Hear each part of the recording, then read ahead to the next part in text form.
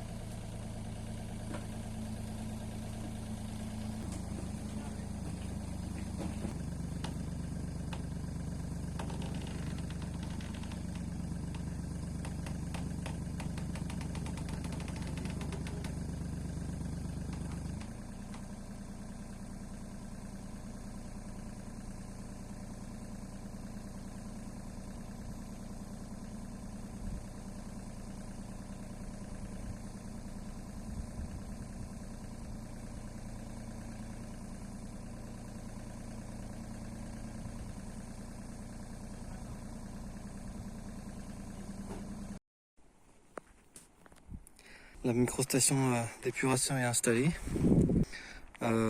J'avais loué une mini pelle de 2 tonnes 7 et c'était juste, hein. Le bras il se lève, il fallait vraiment que j'attache au bout du godet pour pouvoir lever la fosse assez haut.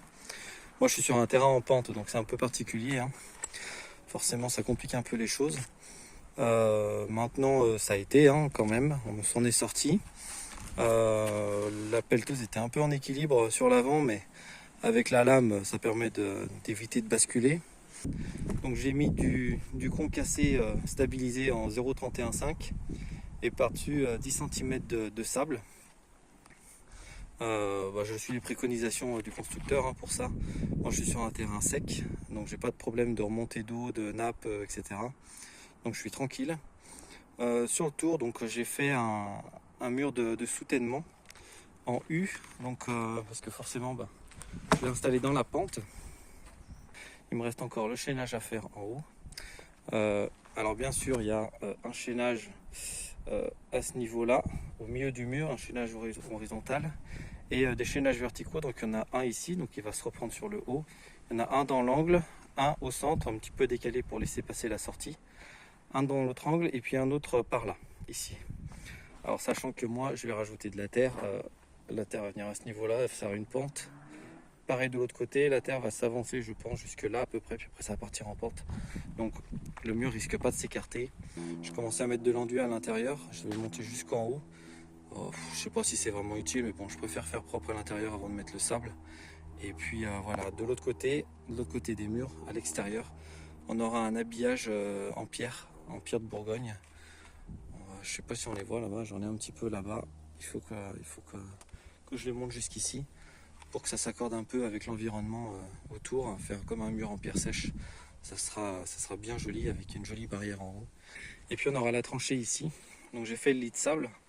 Alors c'est vraiment le chantier, mais ici le terrain va monter par-dessus d'environ 1 mètre. Donc j'ai pas besoin de creuser. Je vais mettre mon tuyau là en surface et puis je vais recouvrir de sable, une bonne quantité de sable. Et puis je viendrai faire mon niveau fini ici qui viendra rattraper tout le long, parce que la maison ici elle est plus haute que le terrain que j'ai creusé. C'est un peu particulier comme installation, mais ça va bien. L'avantage de la microstation comme ça, c'est que c'est peu volumineux et c'est faisable en autonomie. Une station, une fosse septique classique, je pense que je n'y serais pas arrivé, je ne sais pas comment j'aurais fait. Vu le terrain, je vois pas de solution. Et puis après pour ce qui est des autres solutions, solutions naturelles, etc. Là, je me sens pas capable. Et puis, c'est vraiment un investissement de fou.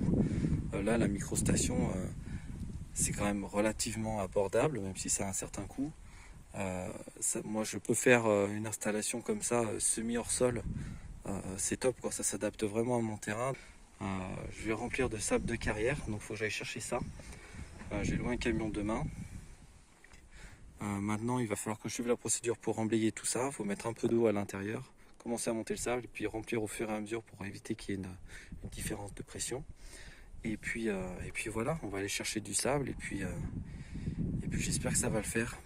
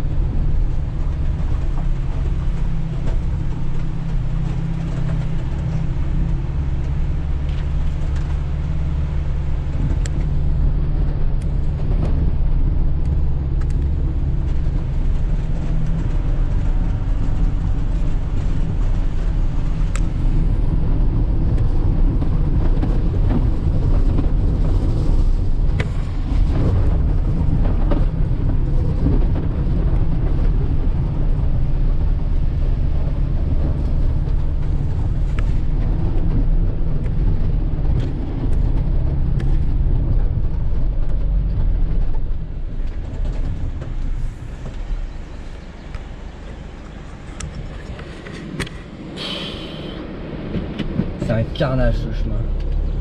C'est un carnage. Oh, j'ai calé.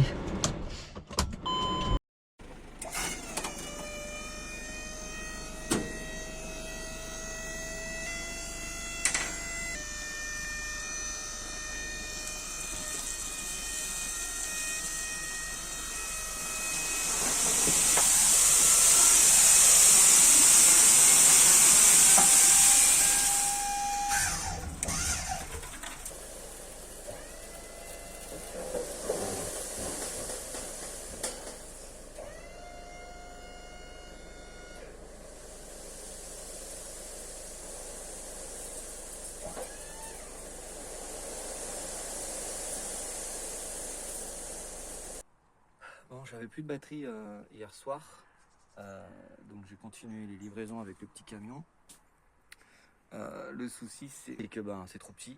C'est trop petit. Alors ça a l'avantage de me permettre de livrer le sable jusque là, jusque devant la fosse. Le souci c'est que je ramène à chaque fois 1 tonne à peine.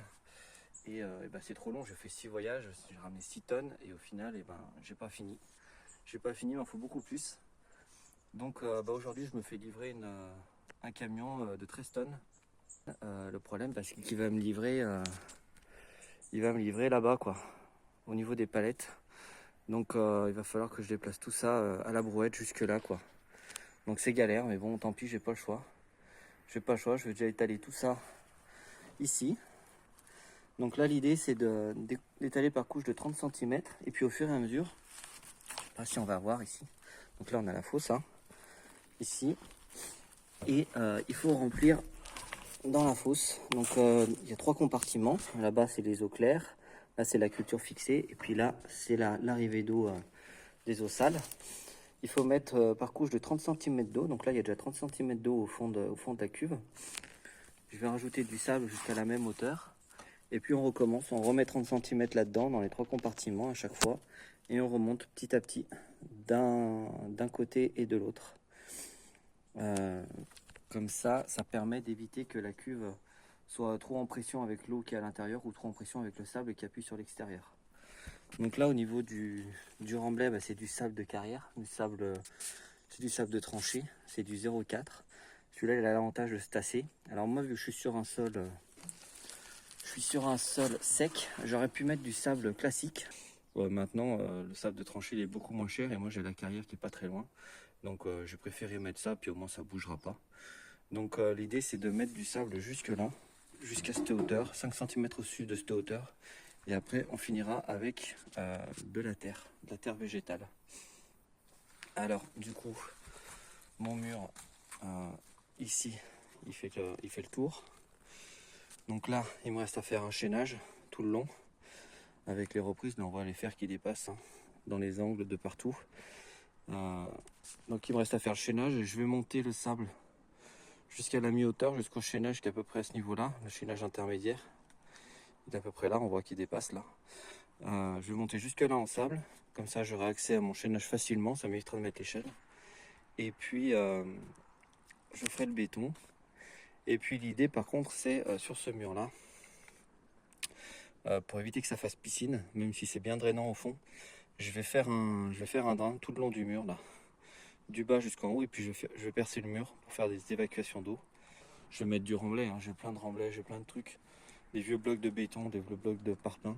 Je vais y mettre, ça fera un drain, c'est pas très beau mais c'est pas grave, ça fait office de drain. Et puis voilà. Donc là en attendant que le camion arrive, je vais remblayer, je vais mettre tout ça dans le trou. Tout ça de partout là, bien étalé. Alors là, faut faire gaffe, ça c'est du sable, mais il s'est compacté là-bas à la carrière. Quand il me l'a mis dans le camion, j'ai pas vu. Heureusement, quand j'ai vidé, il est venu se bloquer là. S'il était descendu là, il aurait tapé contre la cuve et à mon avis, ça aurait fait du dégât. Donc, les voyages d'après, j'ai fait vachement attention parce que ça m'a fait un peu peur sur le coup.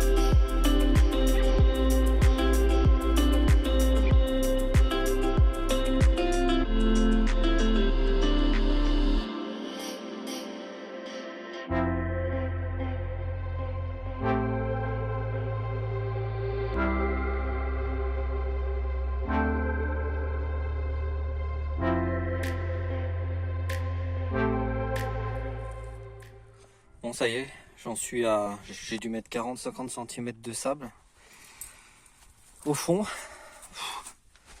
Il fait chaud Donc là j'ai commencé à mettre mon drain. Donc, comme je disais, c'est des blocs de béton. Voilà, tout le long. Ça va bien, ça fait de la hauteur très vite. Voilà, tout le long là. J'ai fait une chaussette, comme on appelle ça. Donc du géotextile, il monte assez haut. Finalement, je vais peut-être pas le faire sur toute la hauteur.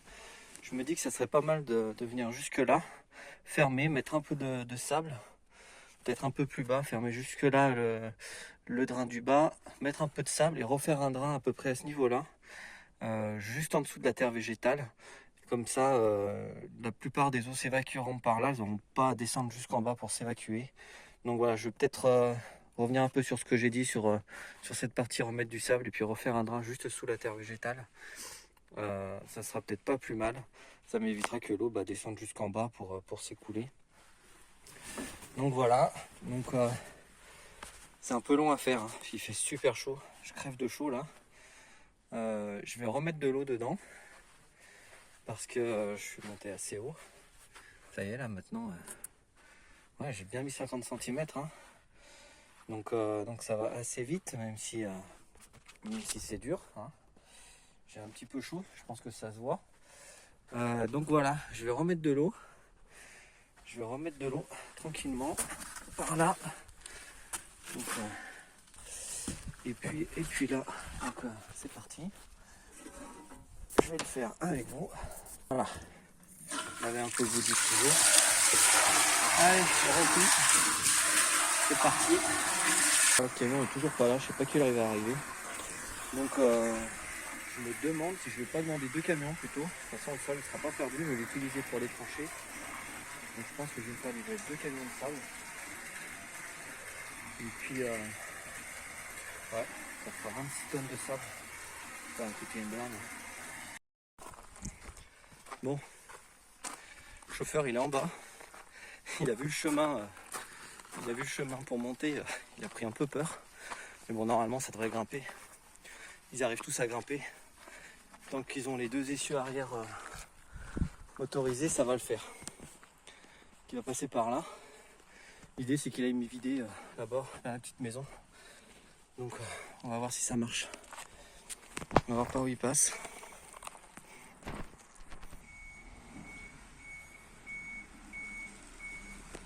Je passe chez le voisin, tant pis.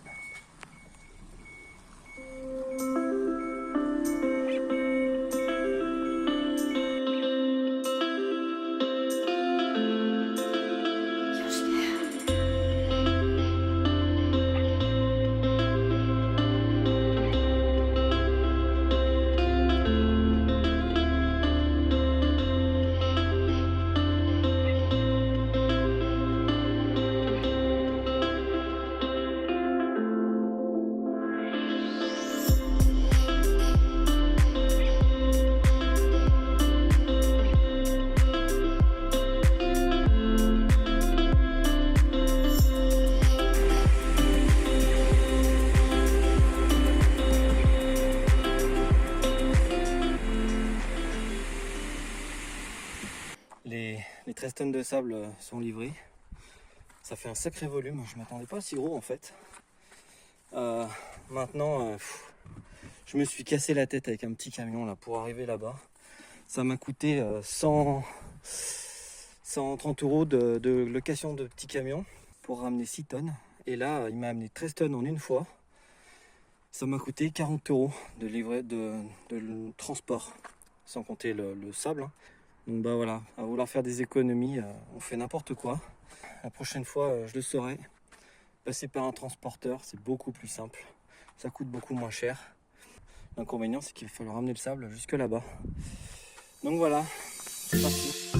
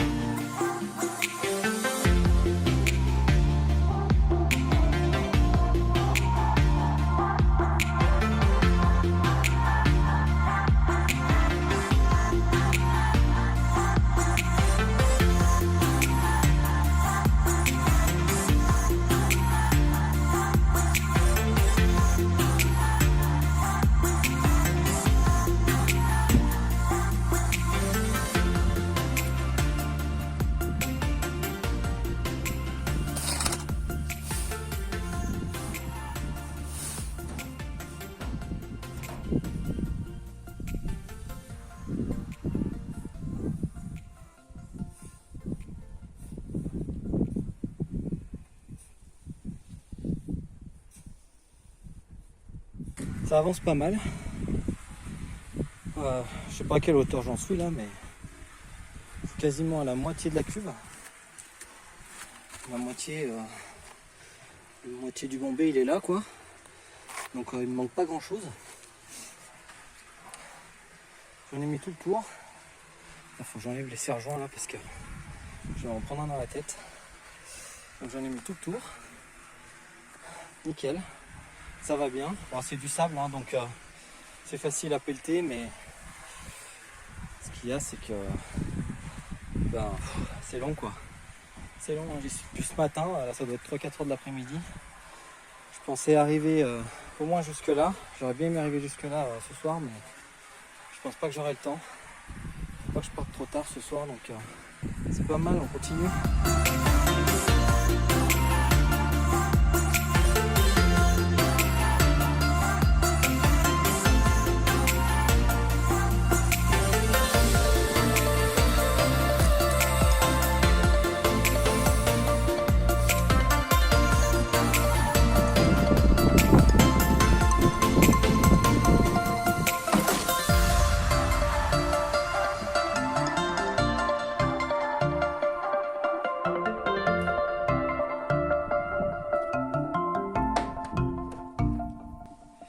Bon boulot là, c'est bien. Je suis content. La cuve est pleine. Ça y est, ça déborde. Ça coule encore un peu là. J'ai arrêté l'eau mais ça coule un peu. Donc là elle est pleine. Il y a du sable partout. Donc ça veut dire que l'eau elle arrive jusque là. Donc il me reste encore un peu de sable à mettre, mais il faut que je fasse l'enduit avant de monter en sable. Et puis je voudrais faire mon chaînage avant de combler le haut du mur. Donc là c'est facile, là j'ai bien accès maintenant. Je vais mettre l'échelle. Que dire de plus? Finalement j'aurais déplacé je pense pas loin de 10 tonnes hein. Pas de sable, je lui ai fait du mal quand même hein. Il en reste encore pas mal hein. Je pense qu'il reste 3-4 tonnes, donc ouais, j'ai dû bouger 8-9 tonnes quoi, pas plus. C'est déjà pas mal hein. Pour se donner un ordre d'idée, aujourd'hui j'étais tout seul, donc une personne, ouais, on se bouge une dizaine de tonnes en une journée quoi. J'ai commencé ce matin à 7 h, là je sais pas quelle heure il est, mais il doit être 5 h passées. J'ai fait une heure de pause, ça m'a permis de remblayer quand même pas mal hein. Donc la cuve va pas bouger. J'ai bien vérifié les niveaux au fur et à mesure que je remplissais, mais une fois stabilisé, de toute façon bien penser à faire une couche de fond stabilisée. Mettre de niveau également le concassé en 0,315 et par-dessus les 10 cm de sable, bien de niveau aussi. Comme ça, toutes les couches sont sont bien de niveau. Et en se tassant, ça bouge pas, ça restera de niveau. Comme ça, il n'y a pas de souci. Alors après, concernant l'installation en elle-même, pour revenir un peu dessus, là j'ai laissé quand même pas mal d'espace hein. J'ai 80 cm au point le plus proche, donc l'arrondi là il descend encore entre le mur et là j'ai 80 cm, 80 là, et puis là je dois avoir peut-être un peu plus. Alors pourquoi j'ai mis autant? Pour deux raisons. Déjà pour être hors gel, et puis malgré tout la tête là quand même elle est quand même assez haute. Le niveau du sol fini il est là sur le trait bleu. Et du coup ça prend de la place, et je voulais quand même que cet espace là qui représente quand même 4 par 4 environ quoi, il soit utilisable, parce que bon, c'est quand même un joli coin, et je voulais quand même avoir assez de place pour tourner autour et pouvoir cacher ça, parce que c'est vraiment pas beau hein, on va pas se mentir, c'est moche à mourir, donc je voulais y cacher. Donc comme ça j'ai pas mal d'espace autour, je vais pouvoir aménager ça, je vais me faire une petite barrière là le long pour protéger de la chute hein, quand même. Et puis je vais pouvoir faire un aménagement autour avec des plantes, voilà, faire un petit potager de proximité on va dire, en plus du gros potager qui sera là-bas. Et voilà, donc comme ça j'ai pas mal de place. Donc voilà, je peux pencher autour, j'aurai juste ce caisson vert là qui sortira du sol. Il faudra le dissimuler hein, de façon un peu esthétique, je pense faire un petit muret en pierre autour pour faire joli.